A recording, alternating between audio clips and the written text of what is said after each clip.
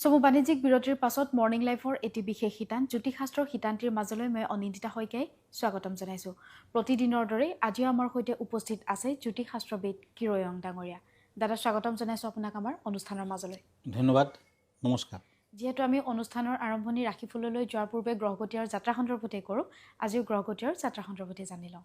হয়, আজিৰ গ্ৰহগতিসমূহ এনেধৰণৰ: বৃহস্পতি বৃষ ৰাশিত আৰু মঙ্গল আজি মিথুন ৰাশিত বহি আছে, কেতু কন্যা ৰাশিত, ৰাহু বহি আছে মীন ৰাশিত, ৰাহুৰ লগত শুক্ৰ বহি আছে, শনি আজি কুম্ভ ৰাশিত বহি আছে, আজি লগ্ন কুম্ভ। আজিৰ দিনটোত মকৰ ৰাশিত চন্দ্ৰ, ৰবি আৰু বুধ বহি আছে। আজি তিথি শুক্লা প্ৰতিপদ, ব্যতিপাত যোগ, ক্ষুদ্ৰ বৰ্ণ। আজি শ্ৰৱণা নক্ষত্ৰ, দেৱগণ, যাত্ৰা নাই, ব্যতিপাত যোগ।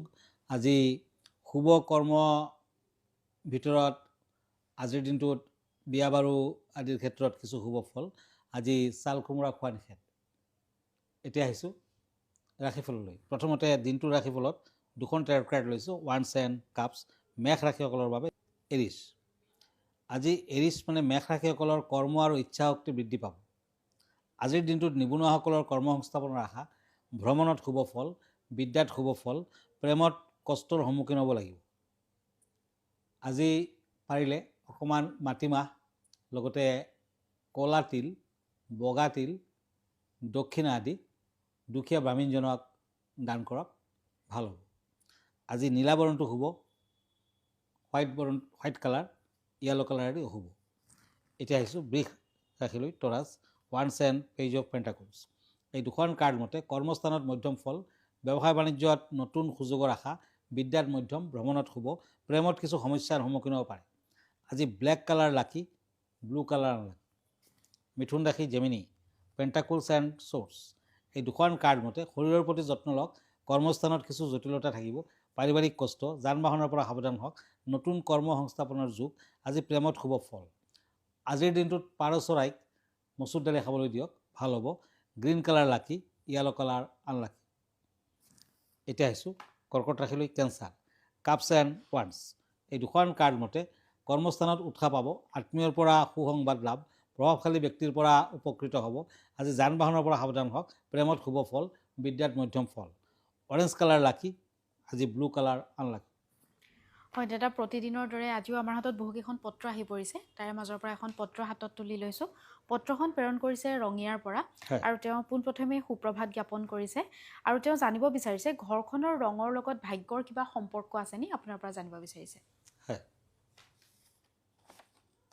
নিশ্চয় ঘৰখনৰ ৰঙৰ লগত ভাগ্যৰ সম্পৰ্ক থাকে।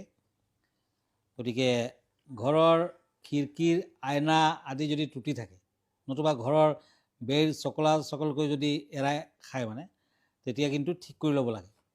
কালাৰ যদি ক'ৰবাত উঠি যায় সোনকালে ঠিক কৰিব লাগে, অন্যথা দৰিদ্ৰতা আৰু হাই কাজিয়াৰ সৃষ্টি হয়। বেৰত টুটি থাকিলে কিন্তু ব্যক্তিৰ কঁকাল নতুবা পিঠি, ডিঙিৰ বেমাৰ আদি হ'ব পাৰে। ঘৰৰ ছাল বা ছাটৰ পৰা যদি চকলা হৈ পৰে তেতিয়া কিন্তু সা সম্পত্তি বিনাশ হয়, লক্ষ্মী দেৱীয়ে বেয়া পায়। গতিকে দেৱীয়ে সদায় চাফ চিকুণ ভাল পায়, গতিকে যদি ঘৰখনত তেনেকুৱা অৱস্থা হৈ আছে তেতিয়া নিজ নিজ ৰাশিমতে আপুনি কিন্তু ঘৰৰ বেৰকেইটা ঘৰৰ ৱাল যিমানকেইটা ৱাল আছে ৰং কৰি ল'ব পাৰে।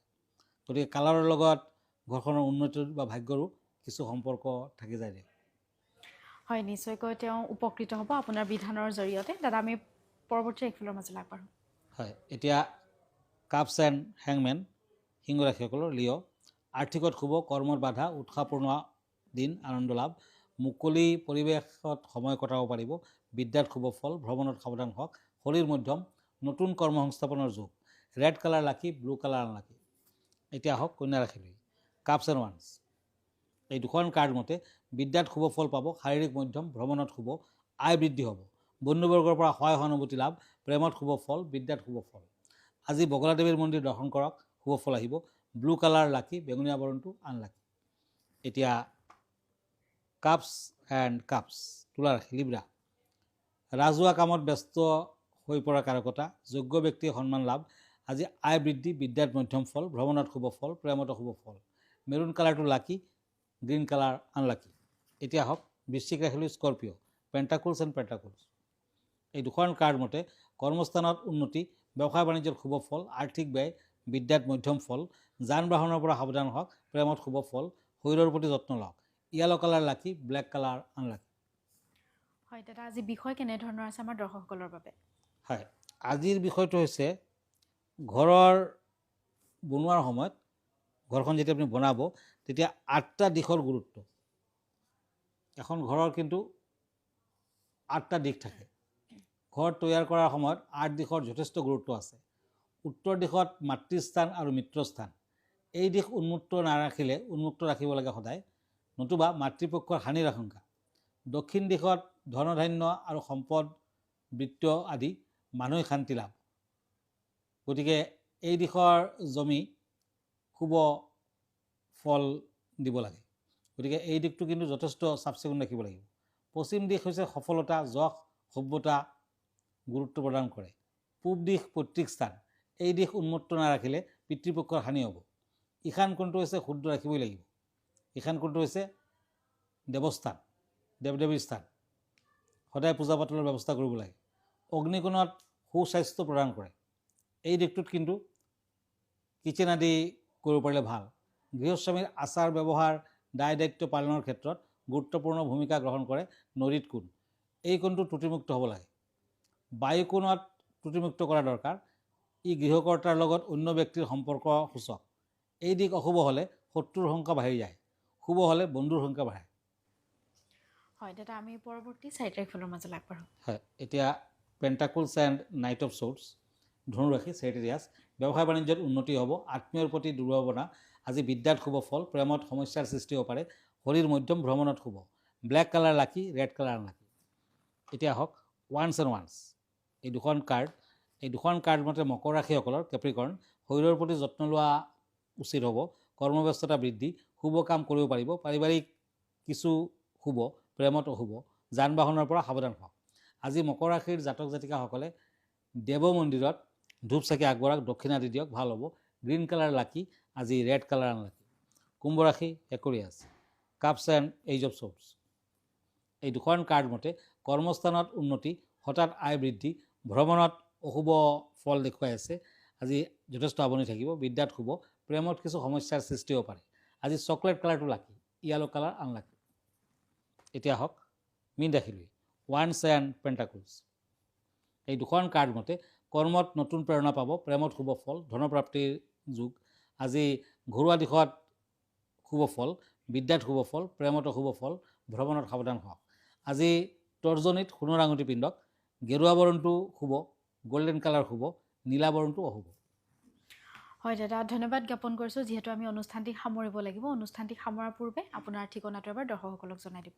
হয়, আপুনি আমাৰ ঠিকনাত পোনপটীয়াকৈ ফোন কৰিব পাৰিব, এপইণ্টমেণ্ট ল'ব পাৰিব। আৰু এনে প্ৰাগনিউজত এভৰি ছানডে মোক ৰাতি 10টামান বজাত লাইভত পাব। যদি আপুনি ফেচবুকত ফ'ল' কৰে, মই ফেচবুকত আছোঁ, ইনষ্টাগ্ৰামত আছোঁ আৰু ইউটিউবতো আছোঁ। আমাৰ ঠিকনা astrologer Kiro Yang, Ratnakuber gems and jewellery, Manipuri Basti, Guwahati 7। Phone নম্বৰটো হ'ল 9085949309 আৰু আমাৰ ইমেইল এড্ৰেছটো হ'ল kiroyangastrologer@kiroyang.com। ধন্যবাদ, নমস্কাৰ। আৰু ইয়াৰ লগে লগে মই নিন্দিতা শইকীয়াও এই জ্যোতিষশাস্ত্ৰৰ শিতান্তিৰ পৰা বিদায় লৈছোঁ। ধন্যবাদ।